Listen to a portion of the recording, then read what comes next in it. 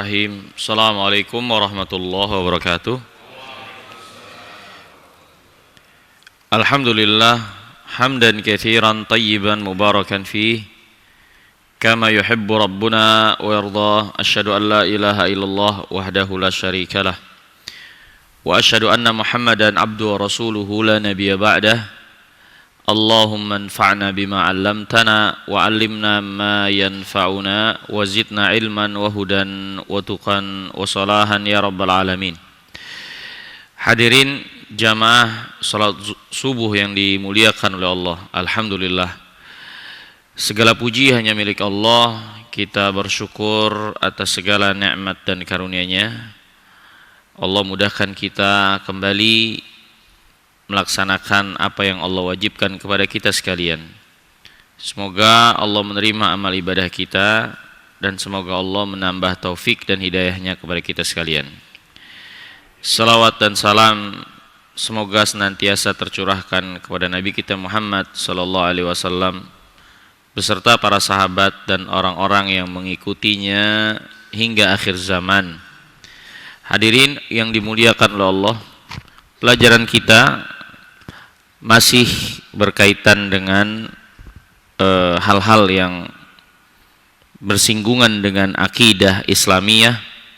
Setelah kita mempelajari perkara-perkara yang bertentangan dengan tauhid, bertentangan dengan pengesaan kepada Allah Subhanahu wa taala dari syirik besar, maka kita lanjutkan dengan pembahasan yang bertentangan dengan iman. Ya, perkara yang bertentangan dengan iman yang hukumnya sama dengan orang yang berbuat syirik besar, yang dapat mengeluarkan pelakunya dari Islam dengan apa yang dilakukannya ini. Hadirin yang dimuliakan oleh Allah Subhanahu wa taala, perbuatan ini adalah kufur, perbuatan kufur. Dan kufur dijelaskan para ulama terbagi menjadi dua, kufur besar, kufur akbar, wal kufrul asgor, dan kufur asgor, kufur kecil.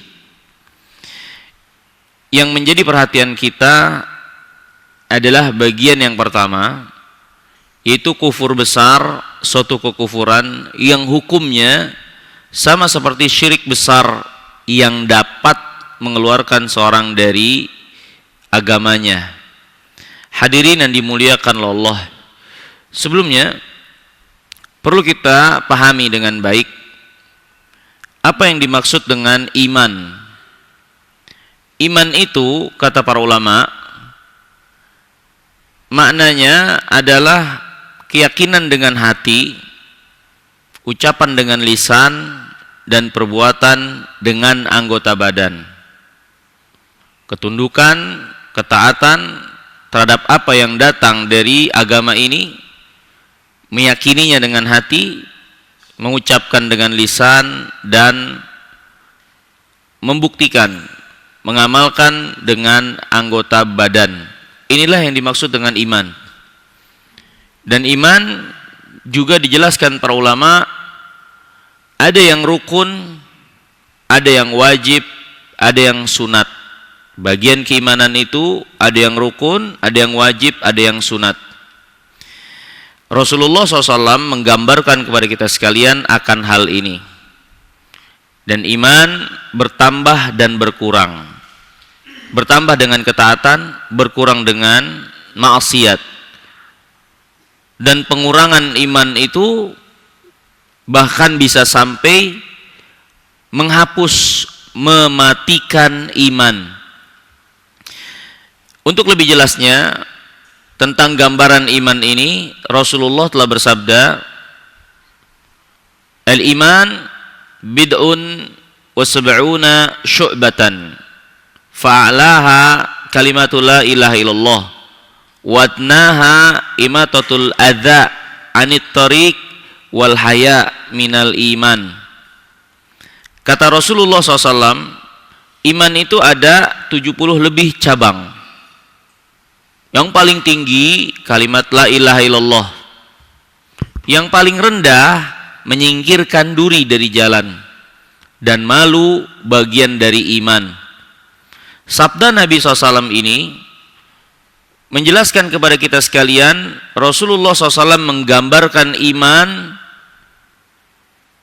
memiliki cabang-cabang. Layaknya suatu pohon, dari ujung satu sampai ujung berikutnya adalah bagian dari pohon tersebut.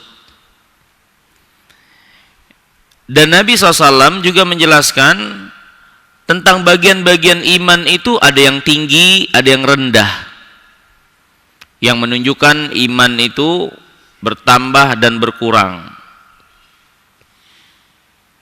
Nabi SAW juga menjelaskan dengan kalimatnya ini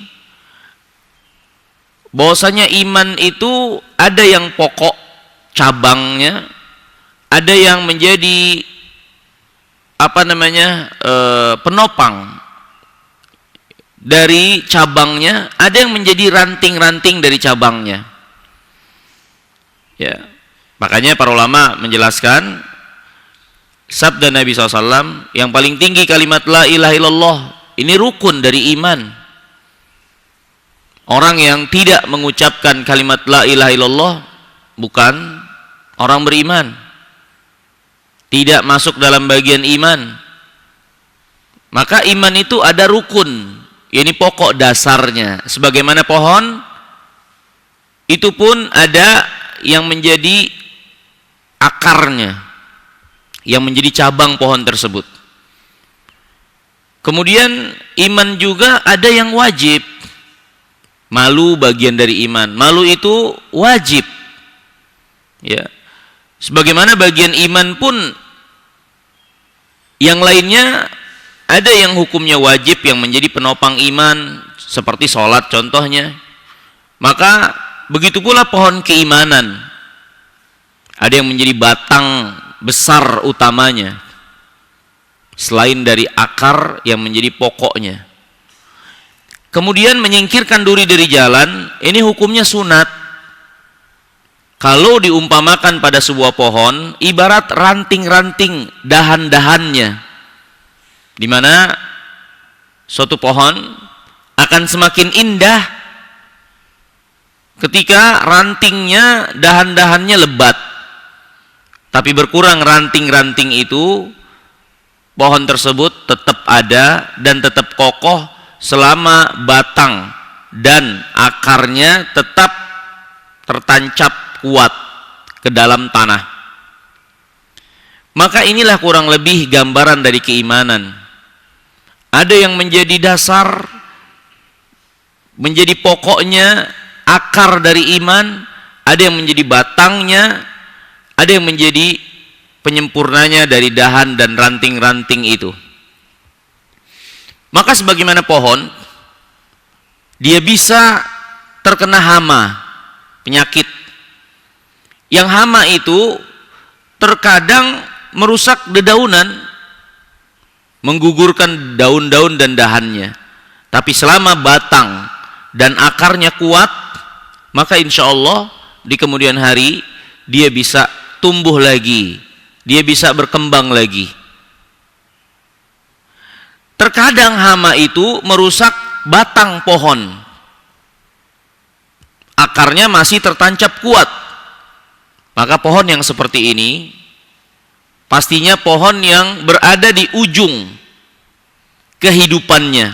Dia belum mati karena akarnya masih kuat, tapi membahayakan keadaannya kalau hama itu merusak batangnya.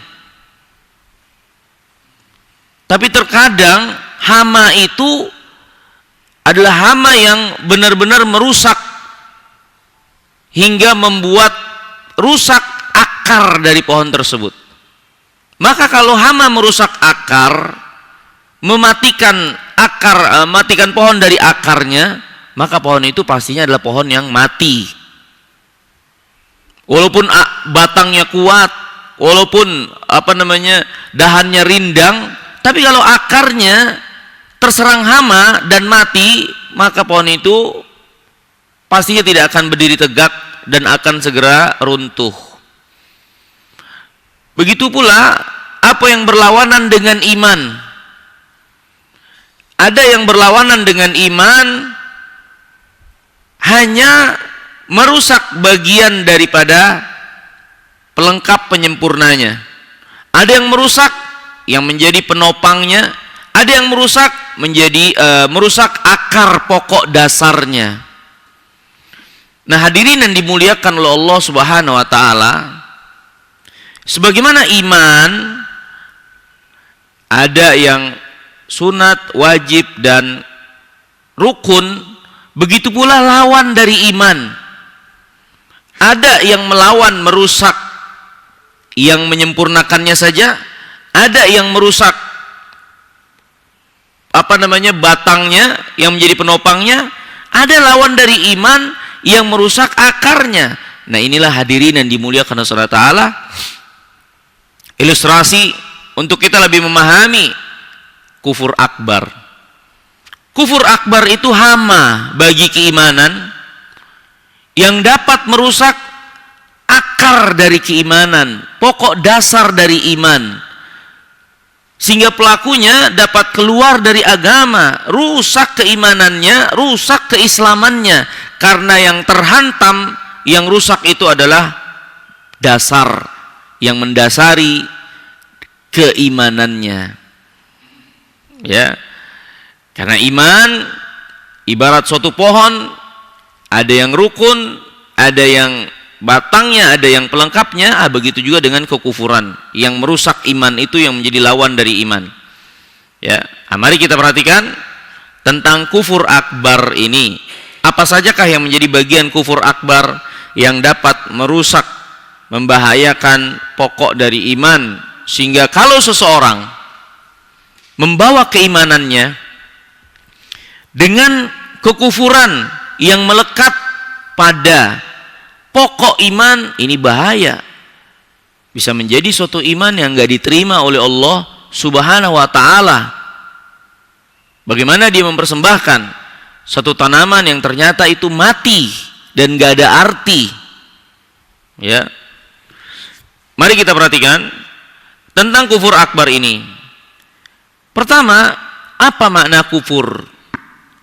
Hadirin yang dimuliakan oleh Allah Subhanahu wa taala, berkata Al-Imam Ibnul Jauzi rahimahullah dalam kitabnya Nuzhatul A'yunin Nawadhir fi Ilmil Wujuh wan Nadhair. Beliau mengatakan para ahli tafsir telah menjelaskan kufur telah digunakan oleh Al-Qur'an dengan salah satu dari 5 penggunaan ini. Ya, dengan salah satu dari 5 penggunaan ini. Yang pertama, yang dimaksud kufur adalah ingkar kepada tauhid. Ingkar kepada tauhid, mengingkari pengesaan kepada Allah SWT, enggak mau beribadah kepada Allah SWT. Seperti firman Allah dalam surah Al-Baqarah, innal ladzina kafaru sawa'un 'alaihim a'andartahum am lam tundirhum la yu'minun. Sesungguhnya orang-orang kafir sama saja kalian peringatkan mereka atau kalian tidak peringatkan, mereka tidak akan beriman. Mereka tidak akan beriman. Ini diantara makna kufur di dalam Al-Quran. Kemudian yang kedua, diantara makna kufur juga, kufur digunakan untuk pengingkaran terhadap nikmat, mengingkari nikmat. Ya, Allah Subhanahu wa taala berfirman dalam surah Al-Baqarah juga, fadhkuruni adzkurkum washkuruli wala takfurun. Ingatlah aku akan mengingat kalian. Bersyukurlah kepadaku, jangan kufur. Apa yang dimaksud jangan kufur ini? Ini jangan ingkari nikmat Allah. Bersyukurlah kepada Allah. Nikmat itu dari Allah, jangan ingkari nikmat itu. Ya. Kemudian yang ketiga, di antara makna kufur adalah at-tabarri. Tabarri artinya berlepas diri, tidak mau bertanggung jawab. Ya. Allah Subhanahu wa taala berfirman dalam surah Al-Ankabut berkaitan dengan mereka yang di dunianya bersekutu dalam berbuat syirik. Ya, menyembah satu dengan yang lainnya.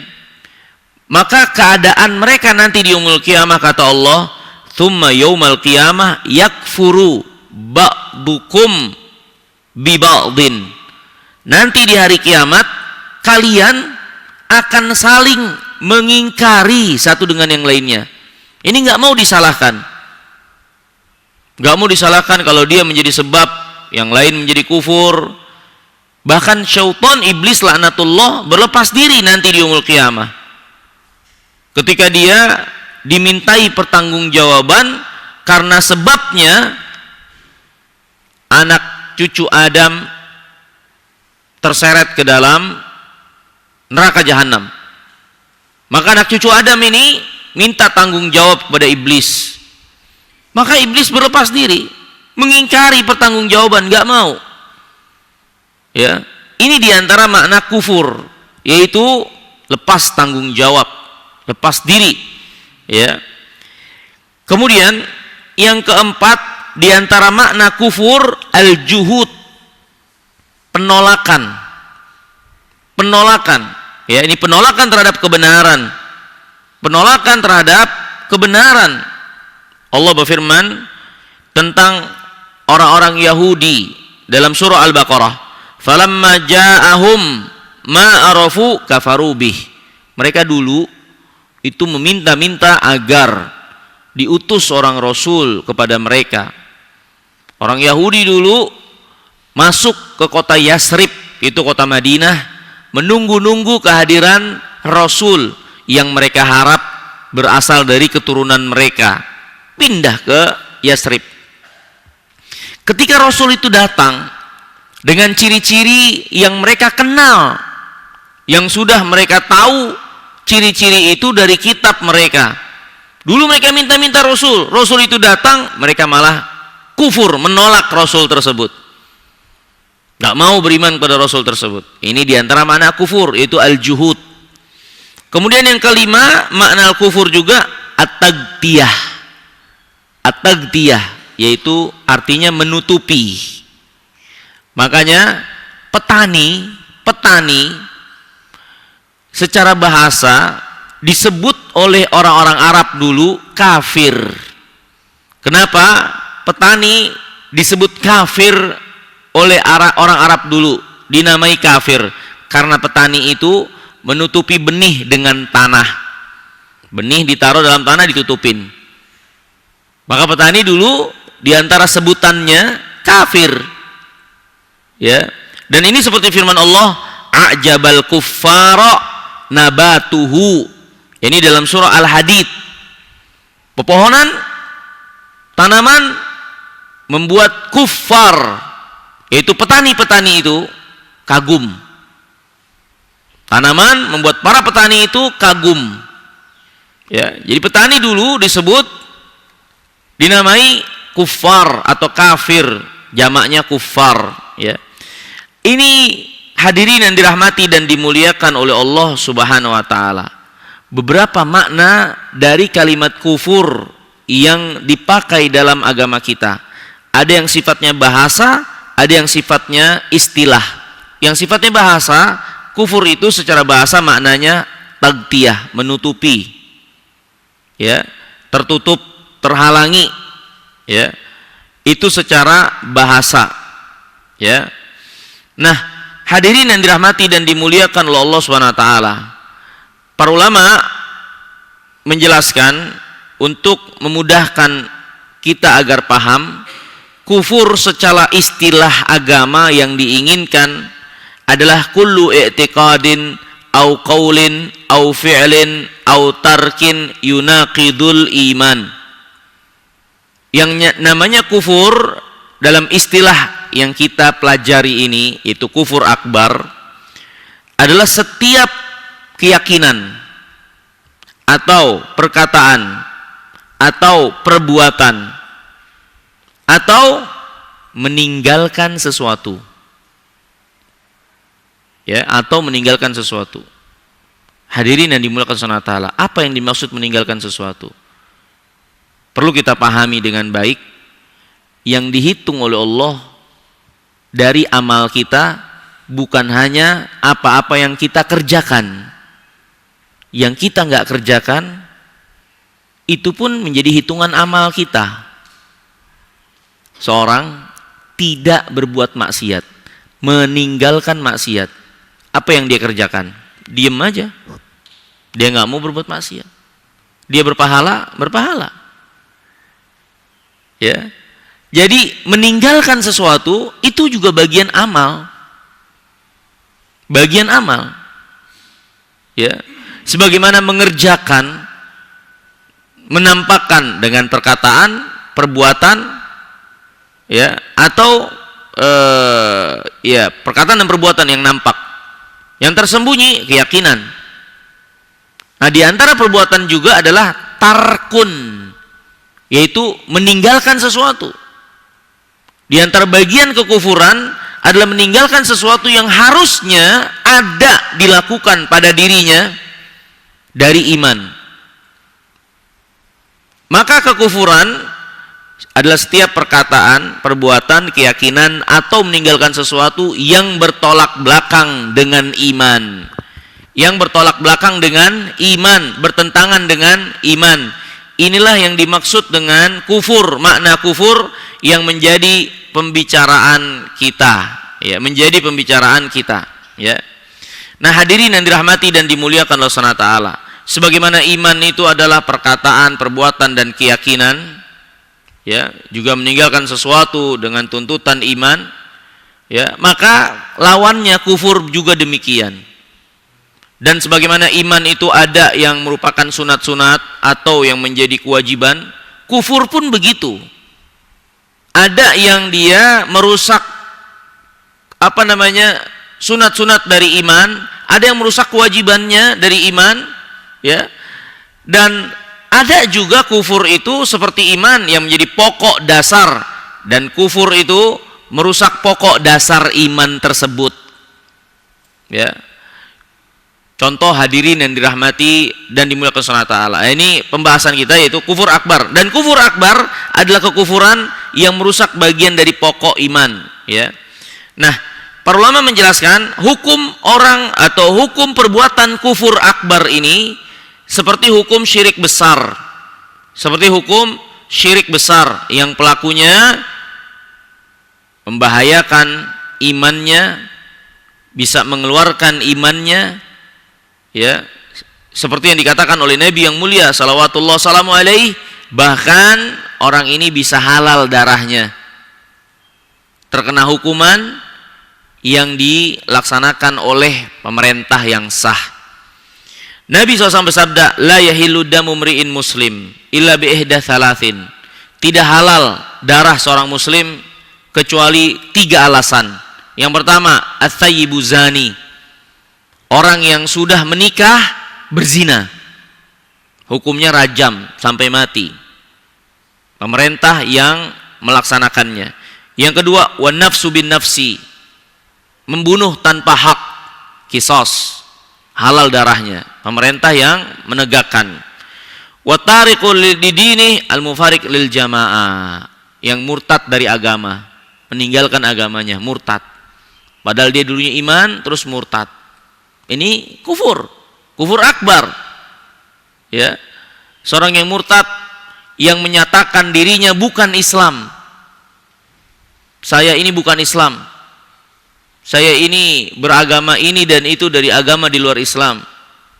Ini padahal sebelumnya Islam, maka dia murtad, halal darahnya.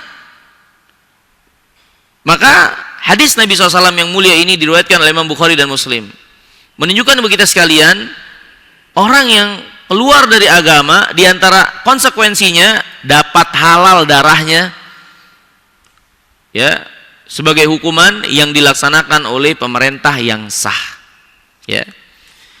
Nah, hadirin yang dimuliakan Allah, Kemudian para ulama menjelaskan kufur besar ada berbagai macam ragam bentuk.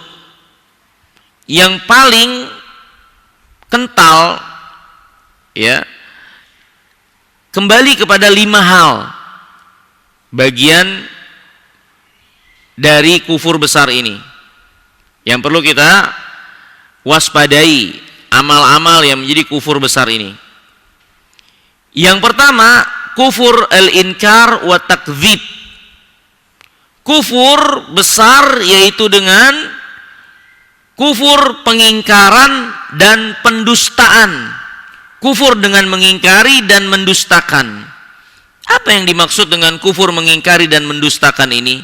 Yaitu seorang mengingkari, mendustakan, tidak mengimani apa yang menjadi pokok agama atau yang menjadi hukum dari agama ini dengan jelas, atau tidak mengimani kabar yang telah jelas keterangannya datang dari Al-Quran yang menjadi pokok iman, dari hadis Nabi SAW yang menjadi pokok iman.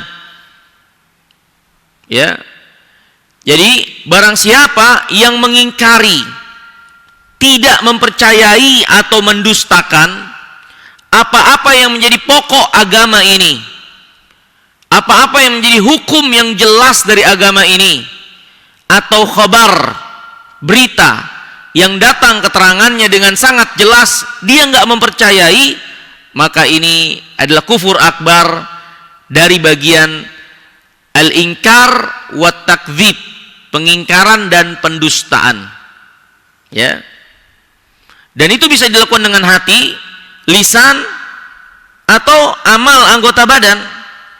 Contoh misalnya, khabar datang dari Allah untuk kita imani akan adanya hari kiamat.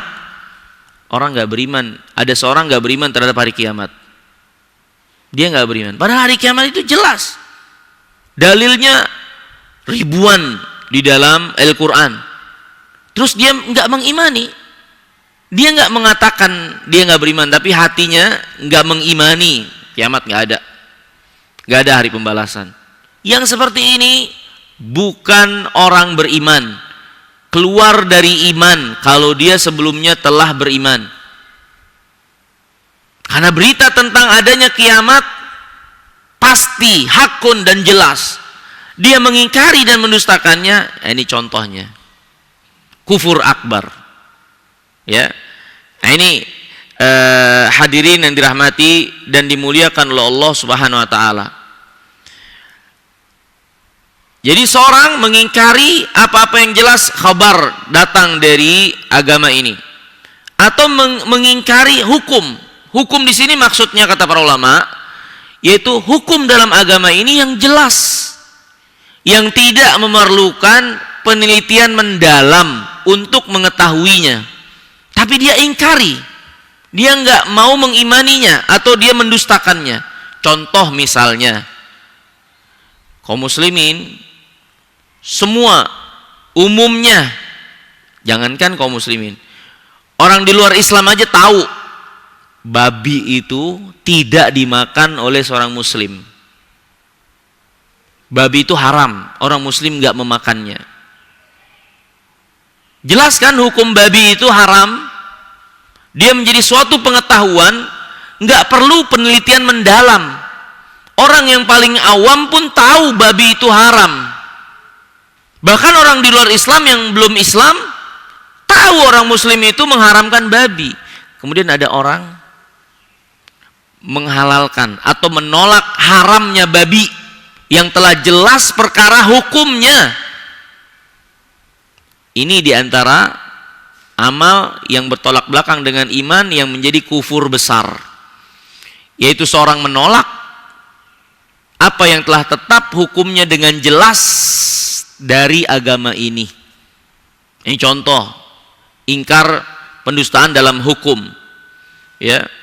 Atau sesuatu dari usuluddin, dari usul agama ini, dari pokok dasar agama ini, ya. Misal contohnya apa? Pokok dasar dari agama ini, yaitu seseorang tidak percaya adanya Allah Subhanahu wa taala atau mengingkari adanya Allah Subhanahu wa taala. Ini jelas. Ya, itu bukan Islam, itu kufur besar. Ya. Nah, Bapak dan Ibu sekalian yang dirahmati dan dimuliakan oleh Allah Subhanahu wa taala. Berikut beberapa contoh dari kufur besar dalam bagian pengingkaran, dalam bagian mendustakan sesuatu yang menjadi pokok dasar agama ini, atau hukum yang jelas keterangannya tanpa perlu penelitian mendalam, ya, atau kabar yang harus diimani berdasarkan keterangan yang masyhur yang menjadi pokok dasar dari agama kita. Ini berikut contoh-contoh dari kufur takdzib yang berupa pendustaan yang disebutkan oleh Syekh Abdullah Al-Jibrin rahimahullah. Wa min amthilati hadza naw' min anwa'il kufur al-akbar. Di antara contoh macam kufur dari kufur besar ini, yaitu kufur karena pendustaan. Ya.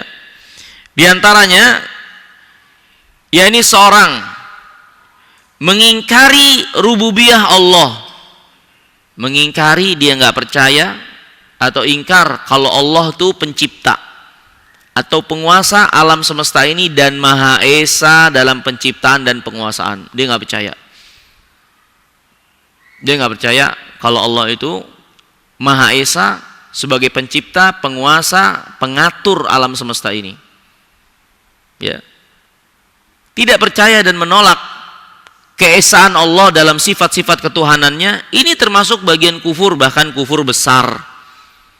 Allah telah jelaskan dalam kitabnya banyak, lillah ma fis samawati wal ard. Alhamdulillah rabbil alamin. Allah itu Rabb alam semesta ini, yaitu penguasa, pengatur, pencipta yang menentukan segala sesuatu yang ada di alam semesta ini semua. Itulah makna Rabb. Ada orang enggak percaya Allah sebagai Rabb-nya, Allah Rabb alam semesta ini kufur takdzib. Namanya kufur berupa pendustaan, dan ini dapat mengeluarkan seorang dari agama Islam. Ya. Contohnya lagi, seorang mengingkari Allah memiliki sifat ilmu. Ya, Allah diantara namanya alim, yang berarti Allah memiliki sifat berilmu. Ada orang mengingkari Allah itu berilmu. Allah enggak tahu sesuatu kecuali setelah terjadinya. Berarti dia mengingkari ilmu Allah. Padahal Allah itu maha berilmu, mengetahui apa yang telah, yang sedang, dan akan terjadi, serta bagaimana kalau dia terjadi. Ada orang mengatakan, enggak, Allah hanya tahu yang telah atau yang sedang yang dilihat. Adapun yang akan terjadi Allah enggak tahu kecuali setelah terjadinya. Maka ini adalah kufur akbar, suatu keyakinan kufur akbar, suatu perbuatan kufur akbar. Mengingkari ilmu Allah, perkara yang jelas menjadi usul pokok agama ini. Bertebaran dalam Al-Quran, Allah itu alim. Bahkan Allah mengatakan, ya'lamu kha'inatal a'yun wa ma tukhfis sudur. Allah bukan hanya tahu yang nampak, bahkan yang disembunyikan oleh hati yang paling dalam Allah tahu. Ilmu Allah meliputi segala sesuatu. Wallahu bikulli syai'in alim. Kemudian dia tolak ilmu Allah ini, gak percaya, gak beriman kalau Allah ilmunya meliputi segala sesuatu. Ini diantara bagian kufur takdzib. Ya. Contohnya juga, hadirin yang dimuliakan Allah SWT, seorang menolak ada malaikat yang namanya Jibril, yang Allah tugaskan untuk menyampaikan wahyu kepada Nabi dan Rasulnya. Dia tolak, nggak ada malaikat tuh namanya Jibril. Padahal Allah dalam Al-Quran kan jelas. Salah satu malaikat yang Allah sebut namanya Jibril, jelas. Ya, orang Yahudi mengingkari Jibril. Jibril diantara malaikat yang menjadi musuhnya Yahudi. Ya, dan Yahudi meyakini Jibril itu salah alamat. Muhammad yang dikasih wahyu harusnya keturunan mereka. Sehingga Allah abadikan dalam surah Al-Baqarah, man kana aduwwan lillah wa malaikatihi wa Jibril wa Mikal fa innallaha aduwwul lil kafirin. Siapa yang memusuhi Allah, memusuhi malaikatnya, memusuhi Jibril yang menjadi malaikatnya ini, memusuhi Mikail, maka ketahuilah Allah musuhnya orang-orang kafir. Ya, mengingkari Jibril alaihissalam ini termasuk kekufuran jelas. Atau ada orang mengingkari Al-Quran yang ada itu otentik, tidak ada perubahan semenjak diturunkannya sampai saat ini dan sampai yaumul qiyamah. Dia ingkari itu, nggak percaya ini Quran benar-benar firman Allah dan Allah jaga sampai hari kiamat, nggak ada perubahan. Dia nggak percaya itu, dia ingkari itu. Nah, ini keluar dari Islam. Kalau dia mengingkari Al-Quran, ya sudah, sama saja nggak ada Islam, sama saja nggak ada agama. Karena agama ini sumbernya dari mana kalau bukan dari Quran? Dia mengingkari Al-Quran, sama saja dia nggak beragama. Ya, nah, ini hadirin yang dirahmati dan dimuliakan Allah Subhanahu wa taala. Atau dia mengingkari ada kitab Allah yang Allah turunkan kepada nabinya, salah satu nabinya yang namanya Zabur, yang namanya Taurat. Misalnya dia mengatakan nggak ada kitab tuh yang namanya Zabur, nggak ada kitab tuh yang namanya Taurat. Padahal jelas dalam Al-Quran Allah jelaskan sebelum Quran ada kitab yang Allah turunkan, Zabur kepada Daud, Taurat kepada Musa. Dia ingkari dan gak percaya, dia tolak itu. Ini kufur akbar dengan sebab pengingkarannya tersebut. Atau mengingkari Nabi yang telah jelas sebagai utusan Allah, dia menolak Ismail sebagai Nabi. Ya, nah, ini jelas Ismail Nabi dan Rasul, sebagaimana banyak keterangan dalam Al-Quran. Anaknya Nabi Ibrahim, ya. Kemudian dia ingkari, nah ini mengingkari Nuh, mengingkari Hud, ya, ingkar nggak percaya akan ada kebangkitan, ya, mengingkari adanya surga, mengingkari adanya neraka, mengingkari adanya azab atau nikmat kubur, perkara-perkara yang jelas yang datang keterangannya dengan jalan yang jelas. Yang kalau diingkari padahal dia tahu hal tersebut, ini dapat mengeluarkan dia dari Islam, dapat membuat keislamannya itu rusak, menyerang pokok dasar iman, sehingga pohon keimanannya itu sia-sia di sisi Allah Subhanahu wa taala. Ya. Atau juga kata Syekh Abdullah Al-Jibrin di sini, beliau mengatakan itu seorang mengingkari bahwasannya di luar Islam, yang tidak beragama Islam, kekal di neraka. Dia nggak percaya itu. Ya, seluruh agama para nabi dan rasul Islam. Agamanya Nabi Isa Islam, agamanya Nabi Musa Islam. Adapun mereka yang menyandarkan kepada para nabi ini, mereka telah menyandarkan dengan dusta.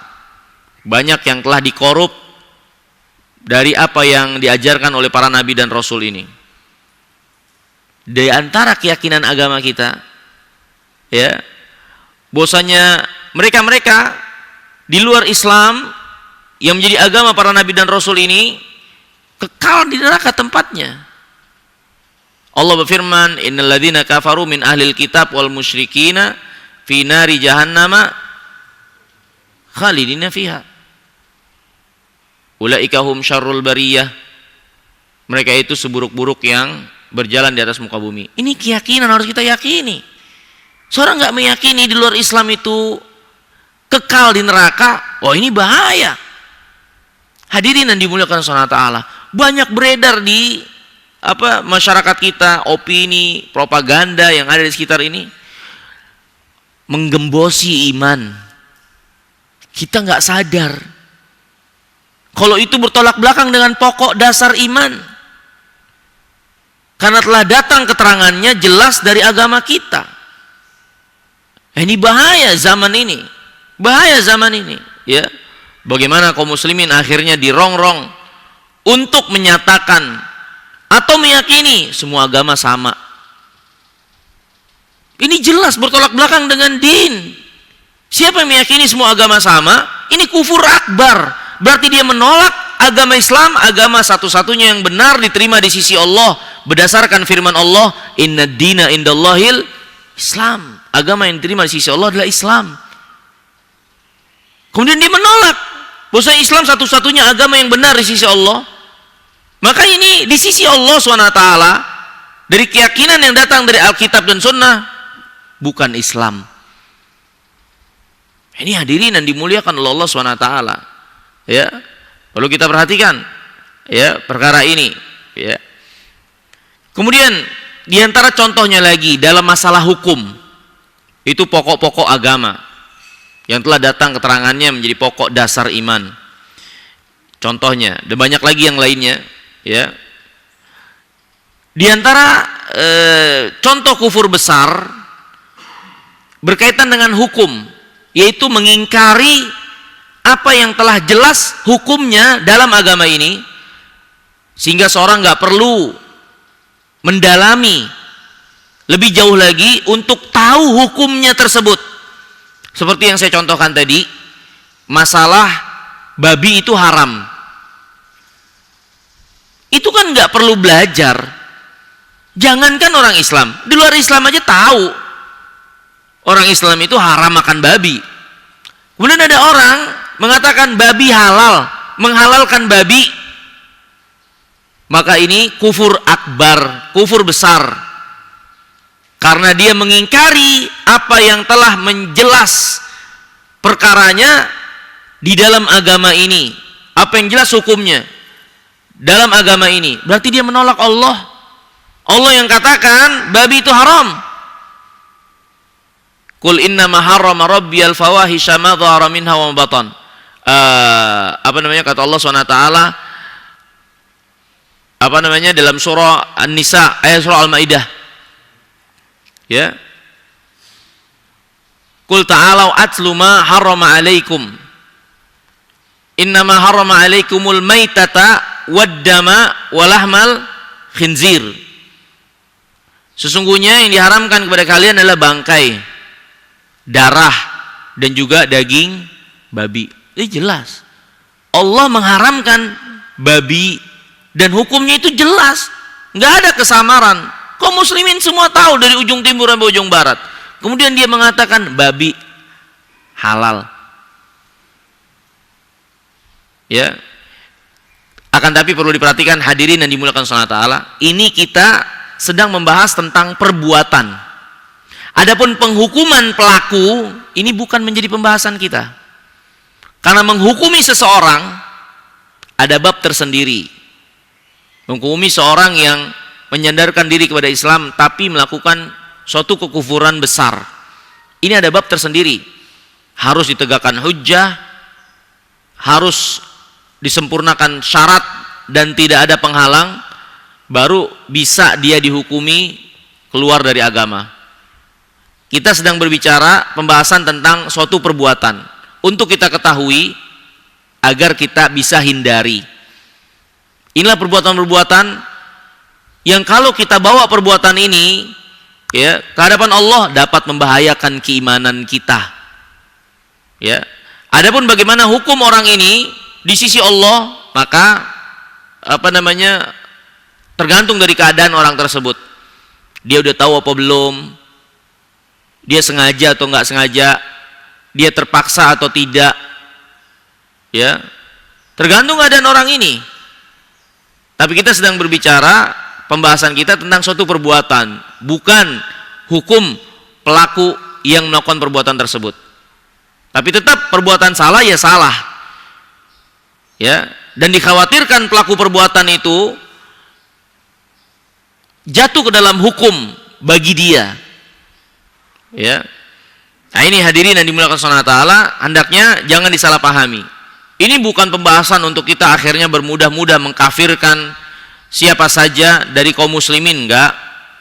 Ini adalah pembahasan ilmu untuk diri kita, agar kita pahami hal ini, jangan sampai terjerumus jatuh ke dalamnya. Karena ini perkara yang bertolak belakang dengan pokok dasar iman. Di antaranya yaitu menolak hukum yang telah jelas keterangannya dari agama ini. Contoh misalnya, mencuri haram. Seorang pencuri, dia akui itu haram, dia salah. Itu dosa. Kufur kecil. Tapi kalau dia tidak mencuri atau dia mencuri dengan menghalalkan pencurian, buat saya mencuri itu halal. Nah, ini kufur besar karena pencuri semua kaum muslimin tahu itu haram. Ya. Khamr haram. Seorang yang menghalalkannya ini jelas bisa keluar dari agama ini, kufur besar. Atau ada orang meyakini seperti sebagian orang yang meyakini gurunya itu sudah sampai pada satu tingkatan di mana bagi dia perkara haram itu halal. Ada yang seperti itu di antara kaum muslimin.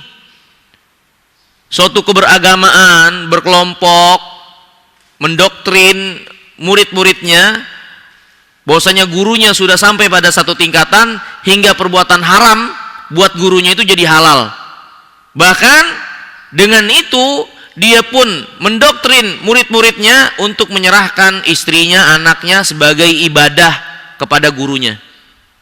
Serahkan. Ada yang seperti itu. Nah, meyakini zina halal, walhal zina itu jelas haram.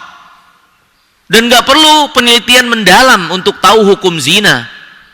Maka ini kufur akbar. Ini kufur akbar. Ya. Nah, ini hadirin yang dirahmati dan dimuliakan oleh Allah SWT. Seorang tidak sholat, dosa besar. Dosa dia. Kufur kecil. Ya, dosanya tapi besar. Tapi seorang mengatakan atau meyakini sholat 5 waktu tidak wajib, ini kufur akbar, bisa keluar dari agama. Dia sholat subuh, zuhur, asar, maghrib, isya, tapi keyakinannya sholat 5 waktu itu gak wajib. Maka lebih baik dia gak mengerjakan dengan tetap meyakini itu wajib, daripada dia mengerjakan dan meyakini sholat 5 waktu gak wajib. Karena menolak kewajiban hukum suatu perkara agama yang jelas, ini kufur besar. Kufur besar, ya. Ini hadirin yang dirahmati dan dimuliakan oleh Allah SWT. Contohnya lagi dalam hukum, ya. Seorang mengingkari apa yang jelas mubah, yang telah disepakati mubahnya. Ya, contoh misalnya, ini air kan putih, air putih, mubah kan, jelas mubah.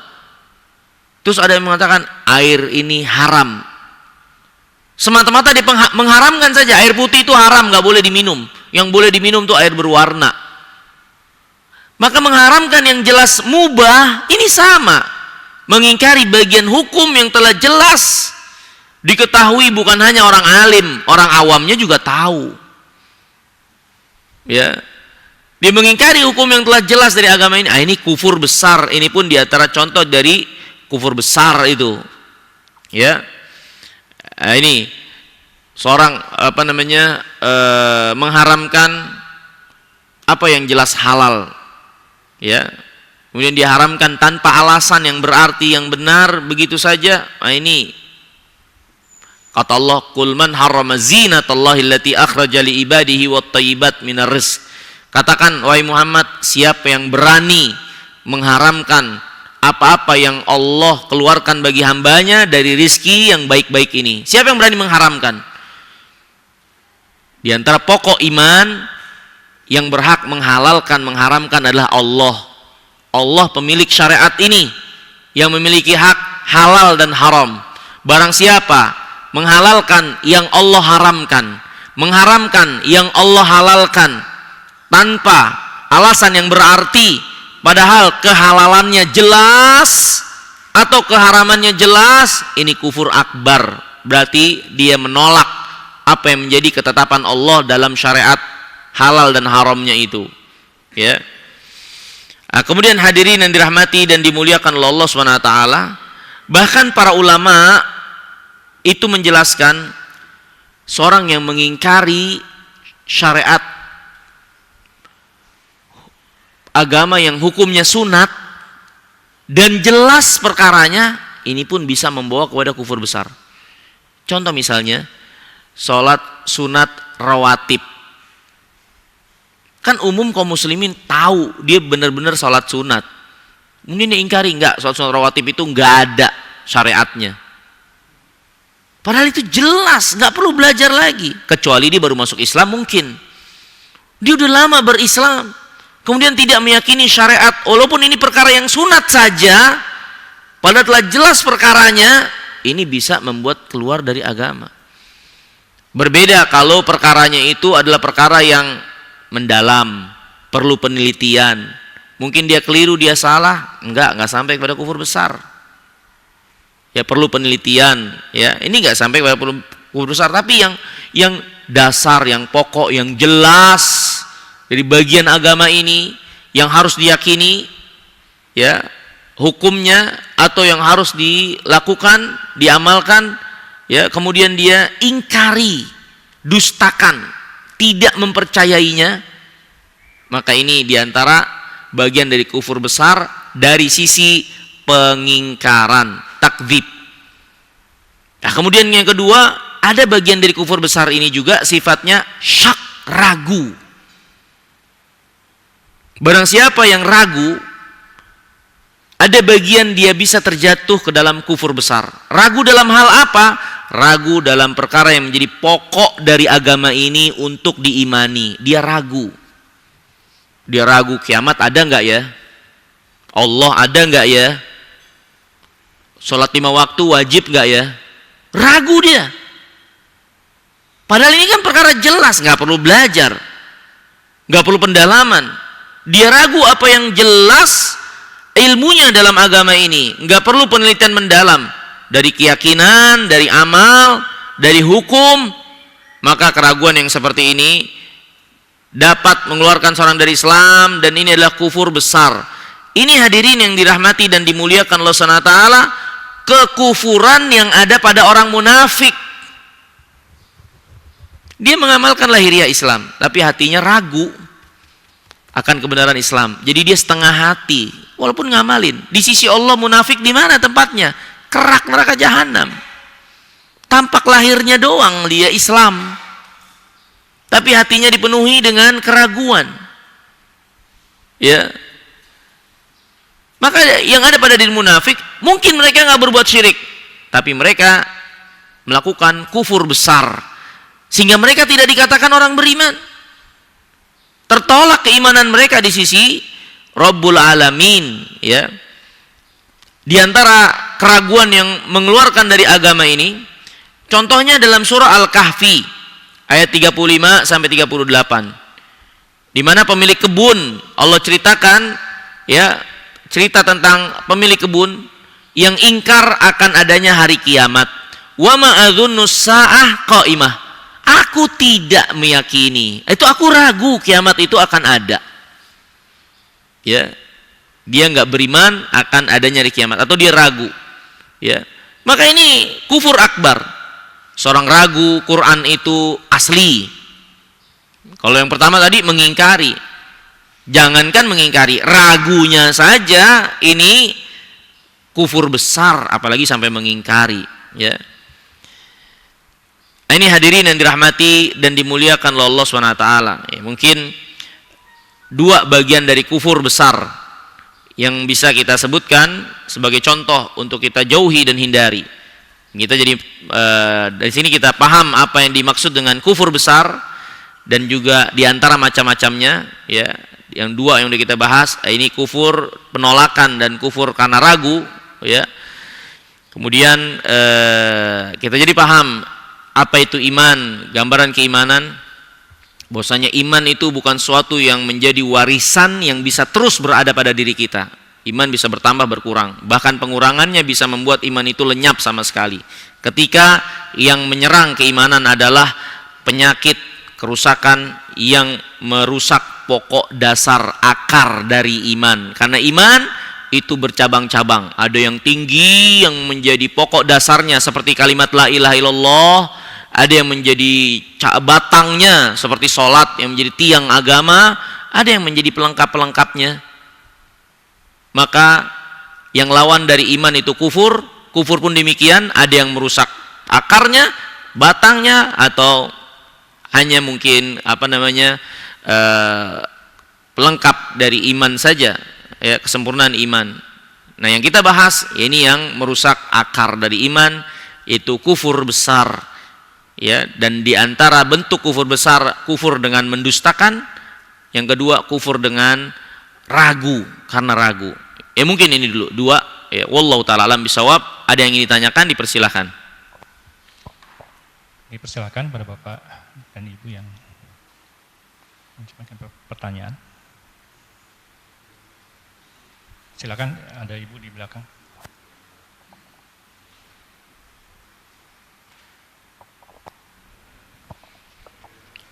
Itu bertanya. Silakan Pak, silakan. Iya.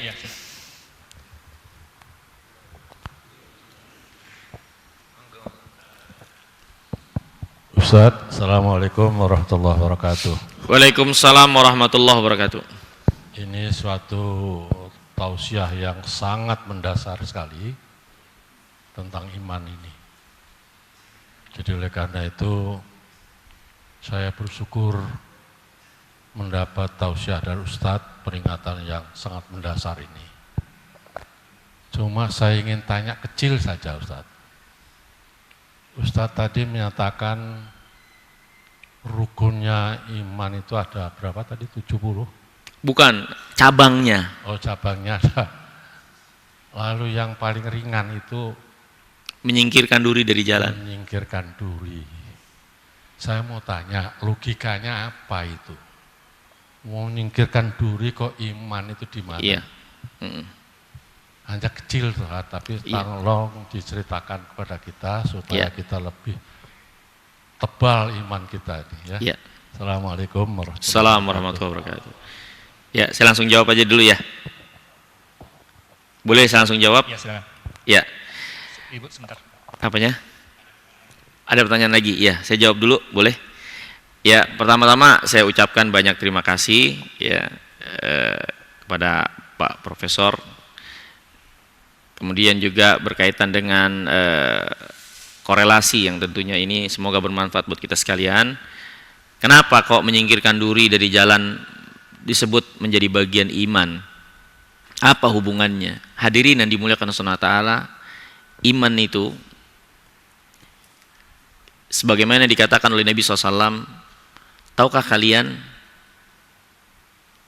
permisalan ada suatu pohon yang itu gambaran atau mirip dengan orang beriman. Sahabat bingung, apa pohon itu? Sampai Nabi SAW menjelaskan, pohon yang mirip dengan orang beriman adalah apa? Pohon kurma. Kenapa orang beriman kok Nabi SAW gambarkan seperti pohon kurma? Para ulama menjelaskan, pohon kurma itu adalah suatu pohon dari ujung dahannya sampai ujung akarnya bermanfaat, bisa dimanfaatkan. Begitulah orang beriman. Di mana iman itu akan membuahkan suatu karakter pribadi yang memancarkan manfaat. Gerak-geriknya, perbuatannya, dan tidak berbuat mudorot. Makanya kata Nabi SAW, el-mu'min man aminahun nas min lisanihi wa yadih. Orang mukmin yang sesungguhnya adalah orang lain aman dari kejahatan lisan dan tangannya. Maka orang beriman itu memancarkan faedah manfaat, dan orang beriman itu aman bersama dengannya. Makanya dinamakan iman, berasal dari kata aman. Ada iman pasti bawa keamanan. Nggak mungkin ada keamanan tanpa keimanan. Duri dari jalan mengganggu keamanan. Bertolak belakang dengan iman yang memancarkan manfaat dan keamanan. Maka menyingkirkannya sehingga membuat orang lain jadi aman berjalan, tidak terganggu, tidak celaka. Wajar kalau itu jelas sekali bagian dari iman. Mungkin itu yang bisa saya jawab. Wallahu a'lam. Baik, jazakallah. Iya. Kami persilakan satu pertanyaan lagi dari Ibu. Dari Ibu mungkin kami persilakan dulu.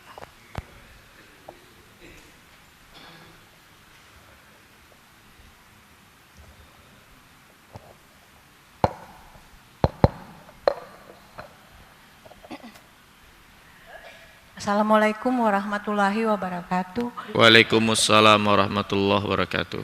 Tadi dikatakan Pak Ustadz bahwa iman itu yang pertama adalah keyakinan dalam hati, kemudian diucapkan secara lisan dan ditunaikan dengan anggota badan. Pertanyaan saya, pengertian saya kalau lisan itu berarti mesti diucapkan. Dan kalau kita mengucapkan sesuatu itu logikanya kan ada yang dengar Pak Ustadz. Pertanyaan saya, kepada siapa lisan ini kita tujukan? Kalau kepada Allah Subhanahu wa Ta'ala, apakah tidak cukup dengan mengucapkannya dalam hati? Kenapa mesti lisan? Kemudian pertanyaan yang kedua, tadi Pak Ustadz mengibaratkan iman itu ada sebagai akar, sebagai batang, dan sebagai pohon, dan sebagai daun. Pertanyaan saya, kenapa tidak sekalian dalam ilmu botani itu Pak Ustadz, kalau akarnya yang terkontaminasi, obatnya ini, kalau batang disemprot pakai ini, kalau daunnya yang terkontaminasi disemprotnya pakai hama ini. Kenapa tidak dijelaskan sekaligus gitu Pak Ustadz? Apakah itu dalam tausiah yang berbeda gitu? Kemudian yang ketiga, misalnya kita melihat dan kita yakin dengan jelas bahwa sesama umat di dekat kita melakukan kufur besar atau kufur kecil, sebagai sesama umat wajibkah kita menegurnya? Wajib atau berhakkah kita untuk menegurnya? Kemudian kalau iya, bagaimana caranya sehingga tidak menyinggung perasaan sesama umat? Itu saja Pak Ustadz, mohon maaf kalau ada hal-hal yang tidak berkenan. Wassalamualaikum warahmatullahi wabarakatuh. Waalaikumsalam warahmatullahi wabarakatuh. Saya jawab dulu boleh? Pertanyaan yang sangat menarik sekali, terima kasih banyak Ibu. Yang pertama, berkaitan dengan ucapan dengan lisan. Kalau ucapan berarti harus ada yang mendengar, ya. Berarti harus mendengar, ya. Bukankah Allah Maha mendengar? Kalau gitu cukup dong kita dengan hati, ya. Bapak dan Ibu sekalian yang dimuliakan Allah Subhanahu wa Ta'ala, ini perlu saya perlebar. Di luar sana ada orang atau ada kelompok yang mendoktrin kaum muslimin. Mereka belum Islam kalau belum mengucapkan syahadat itu di hadapan imamnya, pemimpinnya. Jadi kalau kayak kita nih, syahadat kita kan masing-masing nih. Siapa jadi saksinya? Gak ada, harus ada imam. Kalau belum sama imamnya, belum Islam. Dalilnya apa? Itu. Bahwasanya ucapan lisan harus ada yang mensaksikan. Ya. Man syahida alla ilaha illallah, siapa yang bersaksi, siapa yang menyaksikannya, harus ada. Kalau nggak ada, belum Islam. Belum Islam. Dan mereka kemudian mengemasnya bahwasanya persaksian itu harus di depan imamnya. Sehingga mereka menganggap yang belum bersaksi di depan imamnya ya belum Islam. Kayak kita-kita ini ya di luar Islam menurut mereka. Ada yang kayak gitu. Ya, tapi itu nggak benar. Karena bagi seorang muslim, Nabi SAW bersabda, kullu mauludin yuladu alal fitrah. Ya, setiap bayi terlahir dalam keadaan fitrah. Kemudian di akhir hadis, wa in kana muslimaini fa muslimun. Kalau kedua orang tua nih anak muslim, maka otomatis dia muslim. Maka kalau dia muslim, dia nggak perlu lagi bersyahadat untuk dipersaksikan oleh siapapun. Tapi perkataan dengan lisan itu berkaitan dengan orang yang menjadi pokoknya ya, berkaitan dengan orang yang di luar Islam mau masuk Islam, dia harus bersyahadat, dia harus mengucapkannya. Ya, seperti itu. Adapun orang-orang yang sudah dari dulunya Islam, orang tuanya Islam, dia nggak perlu untuk memproklamirkan lagi bahwasanya syahadatnya itu. Apalagi dia mengucapkan setiap harinya dalam sholatnya kalimat syahadat itu. Maka dia udah muslim, seperti itu. Itu mungkin yang bisa saya jawab. Ya. Ya, jadi kata Nabi, kalau kedua orang tuanya Islam, maka dia muslim. Maka ucapan-ucapan lisan itu menjadi bagian iman yang menjadi pokoknya untuk masuk ke dalam Islam bagi yang dari luar Islam. Yang sudah Islamnya, maka dia amalin amalan-amalan lisan yang lainnya menjadi bagian iman, seperti ucapan tahlil, tasbih, tahmid, istighfar dan lain-lain dari kata-kata yang baik, ya, lemah lembut dan seterusnya. Itu bagian dari iman. Itu pertama. Kemudian yang kedua, tadi pertanyaannya berkaitan dengan apa, Pak? Iman. Oh, obat. Oh, kena apa namanya? Obatnya. Ya. Ya, iman ya. Iman itu dapat kalau iman itu sudah terkontaminasi, Pak. Iya, terkontaminasi akarnya, batangnya atau daunnya. Ya. Kenapa kita tidak mengobati? Ya ada obatnya. Obatnya itu tobat, dikasih tahu itu perbuatan merusak. Hamanya itu jangan diserap. Hamanya itu harus ditolak. Dibentengi, bagaimana membentengi agar tidak terjadi hama atau tidak diserang hama, diantaranya dengan ilmu. Diantara dengan ilmu ini sehingga kita membentengi apa-apa yang menyerang, kita tahu itu nggak benar, nggak kita serap. Dengan kita mengerjakan sholat, jangan meninggalkannya, itu yang akan menguatkan. Nah, itu diantara pengobatannya. Ya, tapi kita sedang berbicara ini loh penyakit-penyakitnya untuk kita hindari. Seperti dokter juga berbicara bahwasanya perbuatan ini jangan dilakukan karena ini dapat merusak badan. Ini jangan dikasih ke pohon karena pohon itu akan mati. Seperti itu. Yang dikasih dari tindakan pencegahannya ya pohon ini harus dirawat, disirami. Di antara bagian dari penyiraman pohon iman belajar menuntut ilmu. Beramal taat, ini kan siraman namanya juga. Kita juga biasa mengenal siraman rohani. Siraman rohani, ini bagian dari pencegahan itu. Ini bagian dari pengobatan itu. Dan kalau sampai sudah ada yang terjangkiti, ya, terjangkiti dan berbuat itu, ya tobat dia. Tobat kepada Allah Subhanahu wa taala. Sehingga keimanannya itu bisa kuat lagi. Bertobat dari kesalahan dan kekeliruan dari apa yang dahulu dia yakini salah atau perbuatan yang dia lakukan keliru. Seperti itu. Wallahu alam. Kemudian yang ketiga, orang yang kita yakini sudah oh iya. melakukan. Begini Bu, berkaitan dengan amar ma'ruf nahi munkar. Orang-orang yang mungkin melakukan perbuatan-perbuatan kufur itu dan kita tahu gimana yang harus dilakukan. Pertama, dari pembahasan amar ma'ruf itu adalah pembahasan amar ma'ruf nahi munkar. Maka dia ada tingkatannya. Ada tingkatannya. Di mana posisi kita dan siapa yang melakukan kesalahan. Untuk orang-orang yang di bawah kekuasaan kita seperti anak atau bagi suami istrinya. Kalau melakukan perbuatan kufur, wajib tentunya untuk diingatkan, dikasih tahu, diluruskan, dinasehati, dan mereka bisa lakukan itu dan punya hak untuk itu, bahkan mereka bertanggung jawab untuk itu. Adapun orang-orang yang bukan menjadi tanggung jawab kita di luar sana, mungkin mereka punya hubungan kerabat, maka dilihat dari kemaslahatan yang bisa terjadi dan keburukan yang mungkin menimpa. Ketika amar ma'ruf nahi munkar itu malah menimbulkan keburukan yang lebih jelek kepada kita, maka gugur kewajibannya. Tapi kalau keburukan itu nggak ada sebetulnya, ya hanya rasa takut kita saja, maka hukum asal ketika terjadi kekeliruan, kesalahan, kita perbaiki dengan cara yang baik, dengan lemah lembut. Misalnya orang itu teman kita, ketika kita ngasih tahu kan nggak ada terjadi apa-apa mungkin. Beda kalau yang salah itu raja, yang mungkin kalau kita kasih tahu kita bakal dihukum mati. Ini kan teman kita biasa jalan bersama. Maka kasih tahu dengan cara yang baik. Kalau dia melakukan suatu perbuatan yang bertolak belakang dengan iman itu, ya seperti amar ma'ruf nahi munkar yang lainnya. Ya maka dilihat daripada maslahat yang dapat tercapai atau mudarat yang bisa terjadi. Kalau mudorotnya lebih besar yang dapat menimpa kita, gugur jadinya perbuatan amar ma'ruf nahi munkar dari kita. Tapi kalau kemudorotan itu nggak ada, ya walaupun maslahatnya mungkin akan dapat sedikit karena orang ini bisa ngikutin atau enggak, maka tetap dikerjakan, ya tentu dengan cara-cara yang baik, dengan penyampaian yang baik, ya seperti itu, ya. Dan kita melakukan itu bukan karena membencinya, tapi karena sayang sama dia. Orang yang benar-benar akal sehatnya lurus akan mensikapi orang yang memperbaiki meluruskannya dengan menghargai.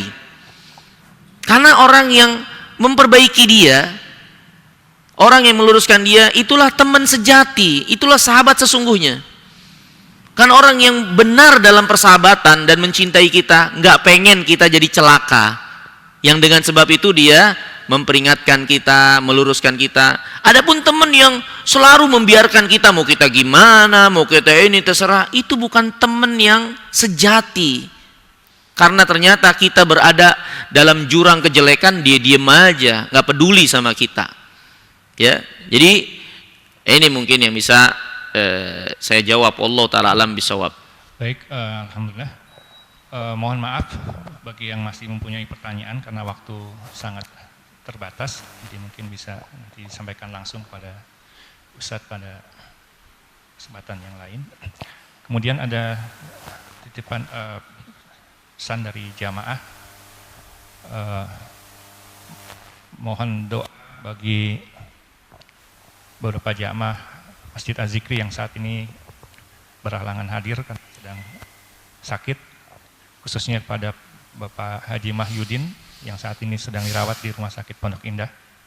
Kemudian juga ada beberapa jamaah akhwat yang sedang sakit juga di rumah, Ibu Tisna, Ibu Rahman, Ibu Fatimah Nasution, dan juga Ibu Roza Muhar. Semoga Allah Subhanahu wa ta'ala menyembuhkan penyakitnya. Amin. Marilah kita bersama-sama membacakan membaca surat Al-Fatihah. Al-Fatihah. A'udzu billahi minasyaitonir rajim. Bismillahirrahmanirrahim. Alhamdulillahirabbil alamin.